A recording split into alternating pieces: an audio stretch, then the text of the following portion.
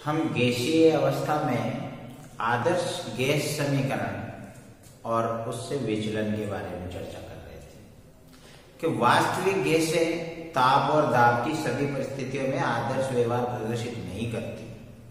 खासकर जब उच्च दाब होता है और निम्न ताप होता है तो गैसें आदर्श व्यवहार से विचलन प्रदर्शित करती है। गैसें आदर्श व्यवहार से विचलन क्यों प्रदर्शित करती है, इसके कारण भी हमने जाने थे कि गैसों के अणुगति सिद्धांत के दो जो बिंदु थे, दो अभिग्रहित थे, वो दोषपूर्ण थे, त्रुटिपूर्ण थे। एक तो गैस का आयतन, गैस के अणुओं का आयतन उसके कुल आयतन की तुलना में नगण्य होता है, और एक गैस के अणुओं के मध्य कोई आकर्षण नहीं होता। ये दोनों पॉइंट्स जो है ताप और दाब की सामान्य परिस्थितियों में तो ठीक है, लेकिन जब दाब उच्च होता है और ताप कम होता है तो अब गैस के अणु इतने पास पास आ जाते हैं कि उनके द्वारा घेरा गया आयतन गैस के कुल आयतन की तुलना में नगण्य नहीं माना जा सकता, और इतने पास पास आने के बाद गैस के अणुओं के मध्य आकर्षण बल भी उत्पन्न हो जाते हैं। तो इस अवस्था में गैस का अणुगति सिद्धांत दोषपूर्ण हो जाता है, इसीलिए गैसें आदर्श व्यवहार से विचलन प्रदर्शित करती है। तो वान डेर वाल नाम के वैज्ञानिक ने आदर्श गैस समीकरण में दाब और ताप में कुछ सुधार किए, दाब और आयतन में, जो कि उच्च दाब और निम्न ताप पर आयतन भी गैस का चेंज हो जाता है, दाब भी चेंज हो जाता है। तो उन्होंने दाब और आयतन में कुछ सुधार करके आदर्श गैस समीकरण में कुछ सुधार किए और एक नई समीकरण बनाई जिसे वान डेर वाल की अवस्था समीकरण कहते हैं। तो उन्होंने आयतन में किस प्रकार सुधार किया, पहले अपन उसकी चर्चा करेंगे, उसके बाद दाब में किस प्रकार से सुधार किया उसकी भी हम चर्चा करेंगे। अब आयतन में सुधार के लिए अपन आदर्श गैस समीकरण को लिखते हैं PiVi = nRT, यह आपकी आदर्श गैस समीकरण है। अब अपन उच्च दाब पर बात करें तो उच्च दाब पर गैस के अणु पास पास आ जाएंगे, और पास पास आ जाएंगे तो गैस के कुल आयतन की तुलना में वो कोई ना कोई स्थान जरूर घेर लेंगे। अगर गैस के एक अणु का आयतन स्मॉल b माने और गैस के कुल अणुओं की संख्या को n माने तो गैस के अणुओं द्वारा घेरा गया आयतन हो जाएगा Nb। अब यहां पर Vi क्या है? Vi है वह स्वतंत्र आयतन जिसमें गैस के अणु विचरण कर सकते हैं, स्वतंत्रता पूर्वक गति कर सकते हैं। लेकिन चूंकि गैस के n अणुओं ने मिलकर Nb आयतन को घेर रखा है, यानी इस आयतन में गैस के अणु मौजूद है, और जहां पर कोई अणु मौजूद है उस जगह पर कोई दूसरा अणु स्वतंत्रता पूर्वक गति नहीं कर सकते। यानी कि ये है आयतन अपवर्जित क्षेत्र या अपवर्जित आयतन हो गया। तो गैस अपन ने आदर्श गैस के अनुसार तो मान रखा है, तो Vi वह आयतन है जिसमें गैस के अणु आराम से स्वतंत्रता पूर्वक गति कर सकते हैं। लेकिन वास्तव में उसमें से जो Nb आयतन है वो गैस के अणुओं ने घेर रखा है, यानी इसमें से Nb आयतन में गैस के अणु मौजूद है, और जहां कोई मौजूद है वहां पर स्वतंत्रता पूर्वक कोई गति नहीं कर सकता। इसका मतलब गैस के अणुओं के लिए विचरण के लिए उपलब्ध वास्तविक आयतन कितना हो जाएगा? ये टोटल आयतन V में से Nb बाकी निकल जाएगा, यानी कि Vi का मान हो जाएगा V - Nb। यानी कि कुल आयतन में स्वतंत्रता पूर्वक गति कर सकते थे, लेकिन उनमें से Nb आयतन वर्जित हो गया।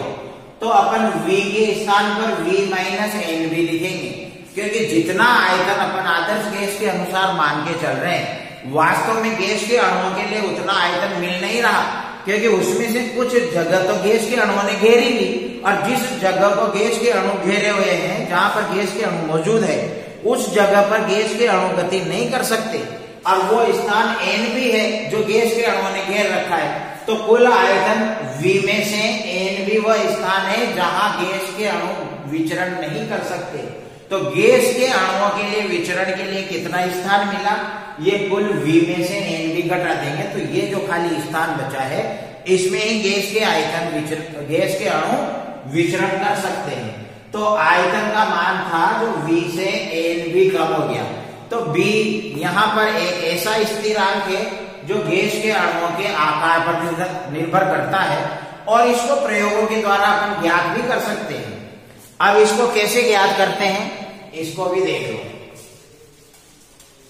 यूं मान लीजिए कि एक गैस के दो अणु A और B है जो आपस में गति करते हुए एक दूसरे के पास आते हैं और इनका जो व्यास है, एक अणु का व्यास सिग्मा है।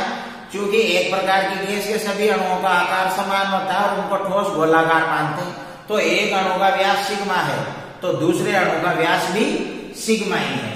अब ये एक अणु है A और ये दूसरा अणु है B।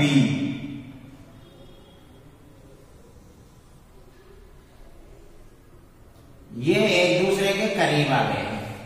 अब ये इससे ज्यादा नजदीक नहीं आ सकते क्योंकि इस अवस्था में इन दोनों के किनारे आपस में सट गए हैं, अड़ गए हैं, तो ये इनका मैक्सिमम पास आने का वो हो गया। तो इसका आयतन, ये इसका जो व्यास है वो सिग्मा है, तो इसका व्यास भी सिग्मा है। तो एक अणु का ने इतना सा जगह के रखा है तो दूसरे अणु का आयतन भी इसी गोले में जोड़ दें तो इधर से आधा सिग्मा बढ़ जाएगा और इधर से भी आधा सिग्मा और ये त्रिज्या के बराबर। तो इस प्रकार से एक गोला अपन न्यू बनाएंगे। तो इस गोले को अपन न्यू डॉटेड लाइन के द्वारा प्रदर्शित कर सकते हैं।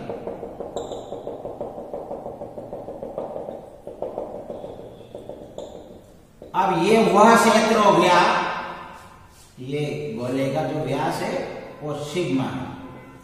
तो ये टोटल डॉटेड लाइन वाला वह क्षेत्र हो गया जो कि कुल मिलाकर दो अणुओं के द्वारा वर्जित क्षेत्र हो गया। यानी इस क्षेत्र में दो अणु रह सकते हैं, यानी कि इस क्षेत्र में ये या अन्य कोई अणु विचरण नहीं कर सकते। तो दो अणुओं के लिए वर्जित क्षेत्र कितना हो गया, दो अणुओं का मतलब है एक अणु युग्म। तो एक अणु युग्म के लिए वर्जित क्षेत्र यानी कि वर्जित आयतन, जहां अणु स्वतंत्र रूप से विचलित नहीं हो सकते, विचरण नहीं कर सकते। तो एक गोले का आयतन 4/3 पाई r क्यूब होता है। तो यहां पर r त्रिज्या है। अब ये व्यास सिग्मा है तो व्यास का आधा त्रिज्या होता है तो सिग्मा बटा 2, लेकिन यहां दो गोलों के बराबर अपन ने लिया है तो ये 2 सिग्मा हो गया कुल मिलाकर व्यास। तो त्रिज्या हुई 2 सिग्मा बाय 2 यानी कि सिग्मा। तो इस पूरे दो अणुओं के लिए जो त्रिज्या है वो सिग्मा है। तो ये हो गया 4/3 पाई और सिग्मा क्यूब। तो ये एक अणु युग्म के लिए यानी दो अणुओं के लिए वर्जित क्षेत्र है। तो एक अणु के लिए वर्जित क्षेत्र यानी कि वर्जित आयतन ये कितना हो जाएगा, एक अणु के लिए, दो के लिए है तो एक के लिए इसका आधा हो जाएगा, यानी इसको 1/2 से गुणा कर देंगे तो 1/2 इंटू 4/3 पाई सिग्मा क्यूब। तो 2 से 4 कट गया तो ये कुल मिलाकर 2/3 पाई सिग्मा क्यूब। तो ये एक अणु के लिए वर्जित आयतन हो गया। अब एक अणु का वास्तविक आयतन देखो कितना होता है। एक अणु का वास्तविक आयतन तो 4/3 पाई और आयतन यानी कि त्रिज्या। अब एक अणु की का व्यास सिग्मा है तो त्रिज्या हो गई सिग्मा बटा 2 और इसका क्यूब। तो इसको सॉल्व करेंगे 4/3 पाई सिग्मा क्यूब और 2 का क्यूब है तो 2 दूनी 4 दूनी 8, तो 4 से 8 कट गया 2 बार, तो ये 3 दूनी 6 यानी कि 1/6 पाई सिग्मा क्यूब। तो ऊपर तो आ रहा है अपने एक अणु के लिए वर्जित आयतन और नीचे आ रहा है एक अणु का वास्तविक आयतन। इसको समीकरण नंबर 1 माने और इसको समीकरण नंबर 2 माने। तो समीकरण 1 में समीकरण 2 का भाग देते हैं। तो समीकरण 1 में समीकरण 2 का भाग देने पर तो यहां आ जाएगा एक अणु के लिए वर्जित आयतन बटा एक अणु का वास्तविक आयतन। तो बराबर एक अणु का वर्जित आयतन है 2/3 पाई सिग्मा क्यूब और बटा इसको उल्टा करके लिखते हैं 1/6 का 6 पाई सिग्मा क्यूब। तो ये और ये टोटल 1 3 3 2 3 6 पाई सिग्मा क्यूब से पाई सिग्मा क्यूब कट गया यानी कि 4। तो एक अणु के लिए वर्जित आयतन बराबर 4 और इसको ऊपर भेज देंगे तो इंटू एक अणु का वास्तविक आयतन। तो कुल मिलाकर एक अणु के लिए वर्जित आयतन कितना होगा? एक अणु के वास्तविक आयतन इंटू 4 है उसका 4 गुना। तो एक अणु के लिए वर्जित आयतन उसके वास्तविक आयतन का 4 गुना होता है। तो फिर एक मोल के लिए वर्जित आयतन कितना हो जाएगा? एक मोल के लिए 4 से गुणा करेंगे और एक मोल में अणुओं की संख्या बराबर अवोगाद्रो की संख्या। तो एक मोल के लिए वर्जित आयतन बराबर तो 4 गुना मोल के लिए 4 इंटू एक मोल में गैस के अणुओं की संख्या अवोगाद्रो की संख्या के बराबर होती है जिसको कैपिटल एन से प्रदर्शित कर देंगे और इसको एक अणु के वास्तविक आयतन से गुणा कर देंगे तो इंटू 4/3 पाई और त्रिज्या का क्यूब। तो चूंकि व्यास सिग्मा है तो त्रिज्या सिग्मा/2 हुआ तो सिग्मा/2 का क्यूब। तो इस प्रकार से ये b बराबर हो गया आपका b बराबर 4n 4/3 पाई सिग्मा/2 का क्यूब। तो इस सूत्र से अपन एक मोल गैस के लिए वर्जित आयतन की गणना कर सकते हैं। अब जैसे न्यूमेरिकल आ जाए मेथेन गैस के लिए आणविक व्यास यानी कि अणुओं का व्यास 3.80 इंटू 10⁻⁻10 मीटर है। तो आप एक मोल मेथेन के लिए वर्जित क्षेत्र यानी कि वर्जित आयतन की गणना कीजिए यानी बी का मान आपको निकालना है। तो व्यास सिग्मा बराबर दे रखा है 3.80 इंटू 10⁻⁻10 मीटर। तो एक मोल के लिए वर्जित आयतन का सूत्र अपने पास ये हो गया b बराबर 4n 4/3 पाई सिग्मा/2 का क्यूब।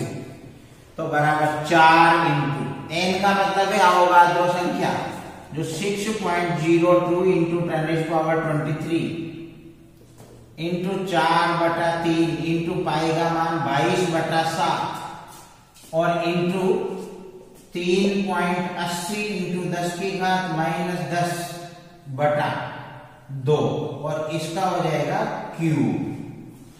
अब इसको अपन कैलकुलेट करेंगे तो 3.80 को 3.80 से 3 बार गुणा करेंगे तो 3.8 3.8 तो 8 64 6 8 या 24 24 और 6 30 और 3 8 24 2 3 या 9 और 2 11 तो 4 4 4 और 1 तो 14.44 को फिर अपन एक बार और 3.8 से गुणा कर देते हैं तो 4 8 32 हासिल 3 4 8 32 और 3 35 हासिल 3 4 8 32 और 3 35 हासिल 3 1 8 8 और 3 11 3 चौक 12 हासिल 1 3 चौक 12 और 1 13 फिर हासिल 1 3 चौक 12 और 1 13 फिर हासिल 1 3 और 1 4 तो 2 7 8 4 और 5 और ये 3 अंक छोड़ के अपन इसमें पॉइंट लगाएंगे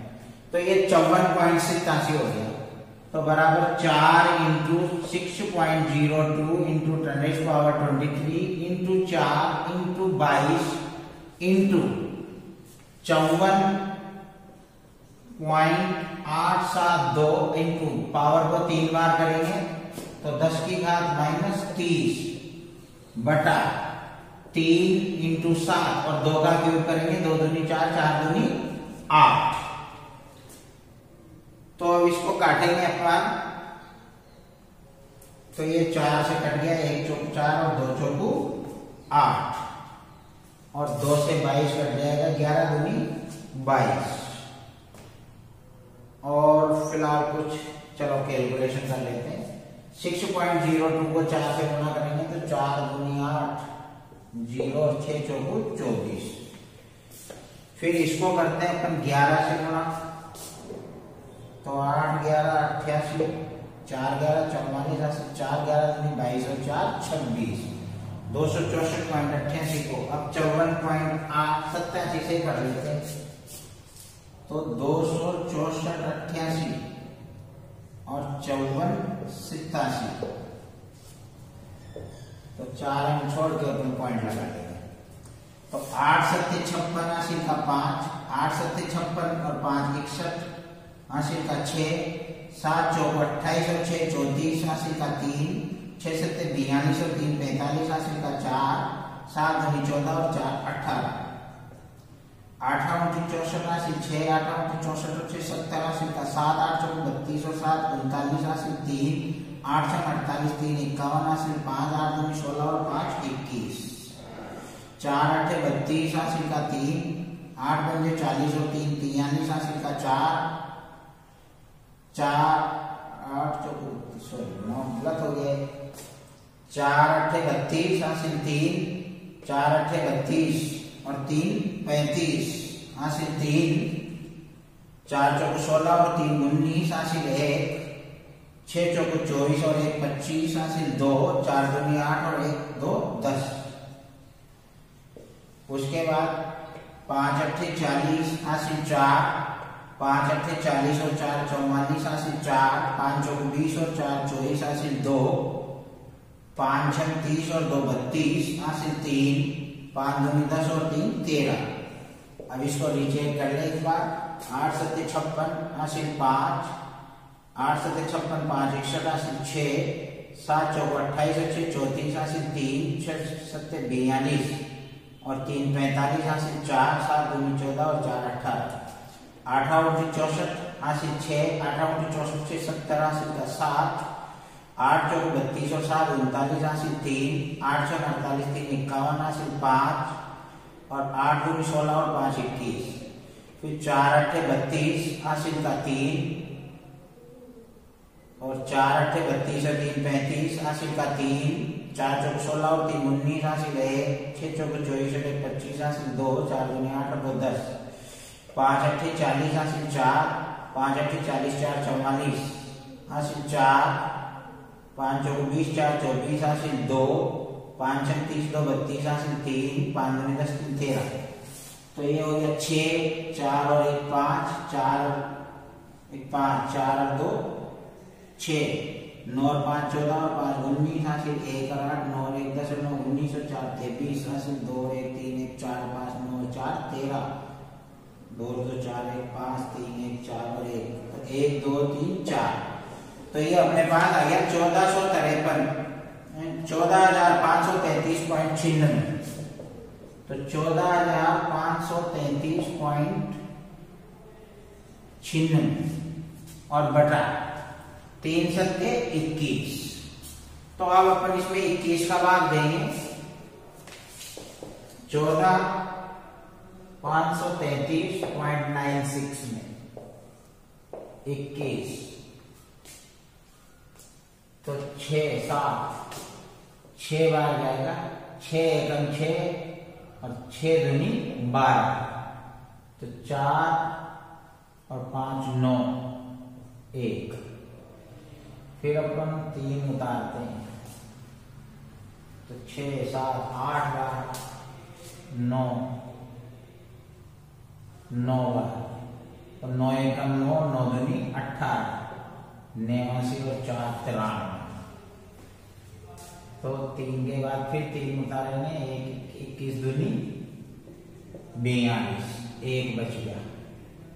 फिर पॉइंट लगा के 9 नहीं जाएगा तो 0 लगा के 6 को भी उतार लो, तो वही लगभग 9 दूनी 18 यानी 9 बार। तो ये हो गया 652। अब यहाँ पावर -30 है और ये +23 है, तो माइनस की 7 बची। -7 में इसको पॉइंट को 2 अंक और किसकाएंगे तो -5 आ जाएगा। तो ये फाइनली 6.92 इंटू 10 की घात -5 घन मीटर प्रति मोल। तो ये 1 मोल मेथेन के लिए वर्जित क्षेत्र आ गया। तो इस प्रकार अपन किसी भी गैस के लिए वर्जित क्षेत्र की गणना कर सकते हैं।